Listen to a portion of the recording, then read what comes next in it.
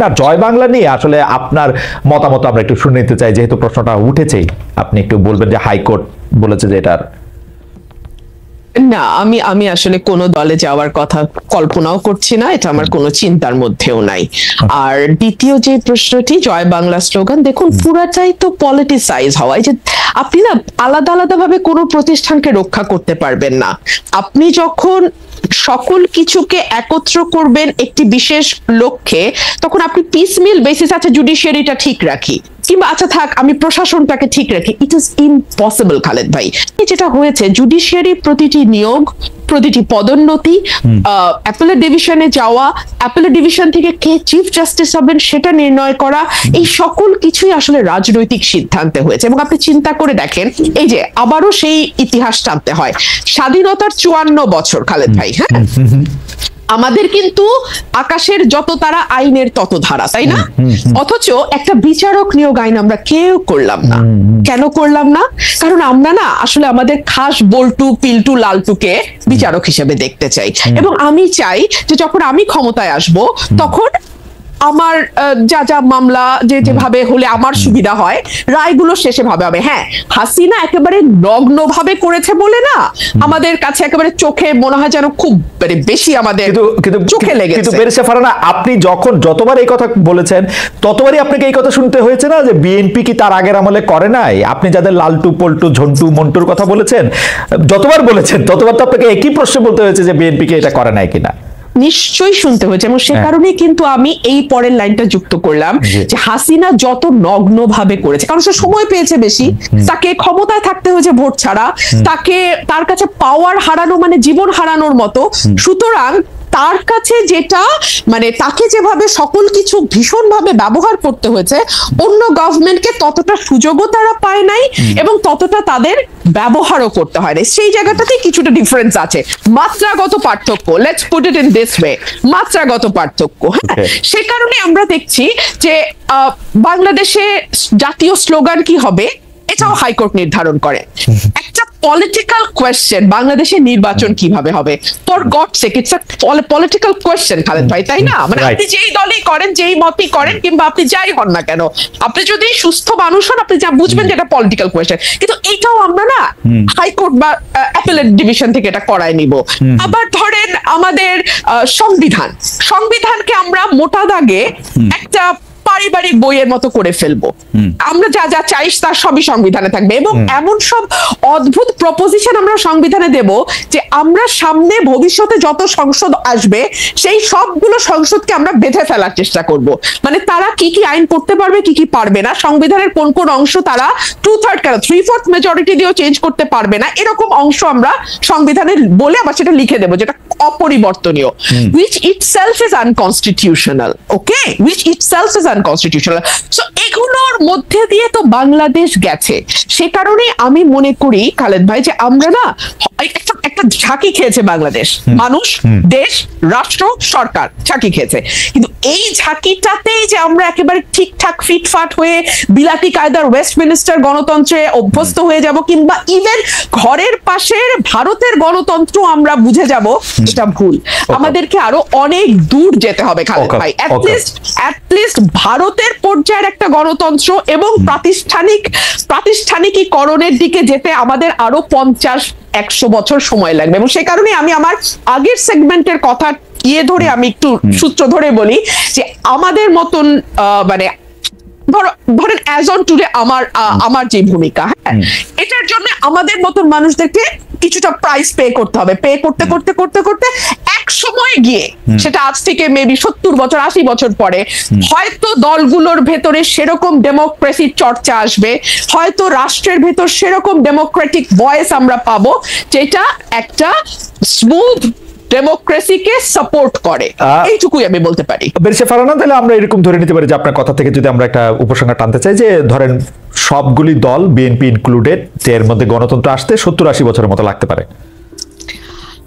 দেখুন আমি it's just a speculation, it could be 50 দাঁড়া, years. আচ্ছা ঠিক আছে, আমি আচ্ছা ঠিক আছে, it all depends on the will of the people. আমার Okay. দেশের মানুষ আসলে কি চায়। Okay right. হ্যাঁ, আমার দেশের মানুষ মানুষকে এটা চায় সচেতন কিনা? করার দায়িত্ব আমাদের। আমি একটু- কতটুকু সচেতন ফারহানা, করা আমি হবে, একটু- কত সময় নিয়ে হবে, এটা তাদের উপর।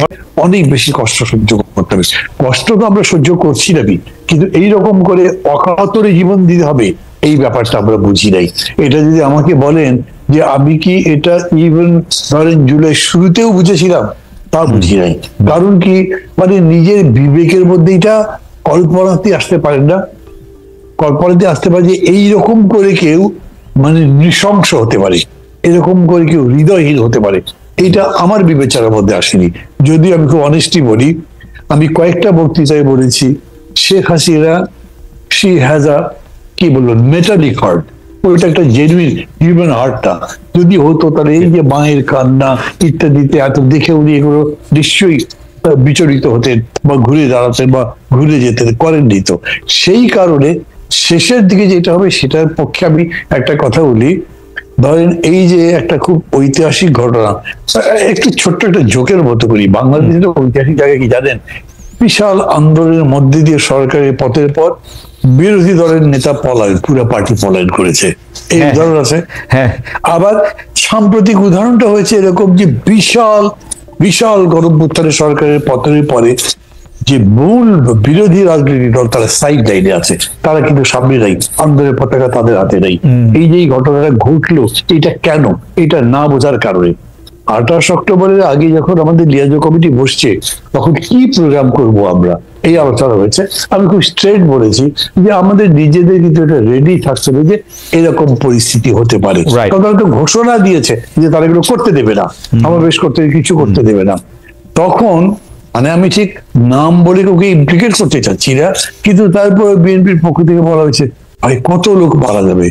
I said you have nothing to do, কি করবেন আপনি, জীবন যদি যায় তো যাবে। আপনার যদি মনে থাকে যে তাহলে আমি আপনাকে বলি যে আপনি আমার যে ক্যাসেটের কথাটা বললেন না খোকাবের সঙ্গে, জি। ওটা নিয়ে দেখতে পারেন। উনি জিজ্ঞেস করেছেন ওই যে আমি যখন বলছি ইউনিভার্সিটি থেকে এটা করতে বেরোচ্ছে, তাহলে তো ওখানে রক্ত ঝরবে, গুলি হবে, লাশ পড়বে, তো মানুষ না লাশটা রক্ত ঝরবে, মানুষ পড়বে তো। হ্যাঁ। আমি বলেছি যে আপনার কিছু করার নেই, আপনাকে করতে হবে, আমি তো মারছি না, Right. তারা যদি মারে আবার তার বিরুদ্ধে দাঁড়াতে হবে। ঠিক এই কথা আমি বলছি যে আলটিমেটলি এইটা বোঝা গেছে আপনাকে চ্যালেঞ্জটা নিতে হবে, আপনাকে পাঞ্জা লড়তে হবে, বলতে হবে আইদার ইউ অর বি, এখানে আর মাঝামাঝি কোনো মানে ভাই, জায়গা নাই। মানে ভাই, আপনার জন্য প্রশ্ন হচ্ছে যে আমার প্রশ্নটা আমি একটু পরে করি, আপনি যদি চট করে, আপনার জন্য প্রশ্ন হচ্ছে যে আপনি জানেন যে হাইকোর্টের একটা অর্ডারে বলা হয়েছে যে জয় বাংলা বলার এখন আর কোনো বাধ্যবাধকতা নেই, যেটা সরকার বাধ্য করেছিল যে জয় বাংলাই হচ্ছে একটা স্লোগান। হাইকোর্টের অর্ডারটা আমি যেরকম বুঝেছি যে এটার বাধ্যবাধকতা নেই, যার ইচ্ছা সে দিবে, যার ইচ্ছা সে দিবে না, ব্যাপারটা এরকমই মনে হচ্ছে। আপনি এটাকে কিভাবে দেখেন যে এটা নিয়ে আসলে লোকজন আপনাকে প্রশ্ন করছেন? মানে প্রথম কথা হচ্ছে ধরেন না কেউ আমাকে প্রশ্ন করে এটা দেশে ওই জয় বাংলা না না না, বলার মধ্যে- আমাদের এখানে যখন তারা মানে জি। যুক্ত হচ্ছে তারা আচ্ছা। প্রশ্ন করছে। হ্যাঁ, তো আমি বলছি যে ধরেন এইসব কথার বা এগুলো অর্ডারের বা রায়ের যে লিগাল ইমপ্লিকেশন, এটার মতো আমি বলতে চাই না, because আমি ওটা বুঝি কম। কিন্তু আমি অলওয়েজ এই ধরনের অর্ডার পলিটিক্যাল মিনিংটা বুঝতে চাই। পলিটিক্যাল মিনিং যদি বলেন তাহলে কোনো সময়ের জন্যই কোনো স্লোগান আমার জন্য বাধ্যবাধকতা হতে পারে না। ওকে, এখন ধরেন জাতি রাজি হলো, তারপরেও কোর্ট আইজে সবাই মেনে নিল, কিন্তু আমার কাছে সেই স্লোগানটা পছন্দ নাও হতে পারে, আপনি তো আমার জোর করে চাপিয়ে দিতে পারেন না। ডেমোক্রেসি এরকম নয়, it is just the rule of majority, তার ওপিনিয়ন যাতে বলে তার ভিত্তিতে হয়। It is also right for the minority to express, যে তারা যাতে তাদের কথা বলতে পারে, তো তারা বলবে যে আমি ঠিক মনে করছি না। ওকে, ফেয়ার এনাফ। বুঝছি। আমি আপনাকে যে প্রশ্নটি করতে চেয়েছিলাম যে আপনি বলেছেন যে মানে বাংলাদেশে অনেক ফানি জিনিস হয়েছে, যে বিরোধী দলের নেতাকে আসলে আত্মগোপন করতে হয়েছে গণ অভ্যুত্থানের মুখে, যেটা মানে মানে যেটা আসলেই ফানি, মানে যতবার আমার মনে হয় ততবারই আমার কাছে হাসি পায়। আপনি বলেছেন যে এত বড় একটা আন্দোলনের পরে প্রধান বিরোধী দলের হাতেই আসলে আন্দোলনের পতাকা নাই, সেইটাও একটা মনে রাখার মতো বিষয়। কিন্তু আমার কাছে যেটা হচ্ছে খুব ইয়া মনে হয় যে শেখ হাসিনা যিনি কারো কথা চিন্তা না করে কাউকে কোনো কিছু না জানিয়ে চলে গেলেন, পালিয়ে গেলেন, এখন আবার তিনি বলছেন তাকে আসলে পালাতে বাধ্য করা হয়েছিল, এবং তিনি বক্তৃতা দিচ্ছেন, সেই বক্তৃতা নিয়ে তার নেতা কর্মীরা আবার মানে এটা নিয়ে উৎফুল্ল হচ্ছেন। এই ব্যাপারটাকে আপনি আসলে রাজনৈতিকভাবে কিভাবে বিশ্লেষণ করেন? মানে আমি আওয়ামী লীগ করলে তো আমি মানে তার উপরে এতই রাগ করে থাকতাম বা এতই আমি মনে কষ্ট পাইতাম, এইটা এইরকম কেন? মানে এটা আমি একটু মান্না ভাই আপনার কাছে একটু শুনতে চাইবো। আমি একটু বেরেচা ফারানা থেকে আসি, একটু আপনি এটা একটু মানে আপনি এটা একটু মানে আগে প্রশ্নটা করে রাখলাম যে বেরেচা ফারানা, আমি আসলে প্রশ্ন করেছিলাম যে বৈষম্য বিরোধী ছাত্র আন্দোলনের মধ্যে আপনি আসলে যুক্ত হবেন কিনা, এটা হবেন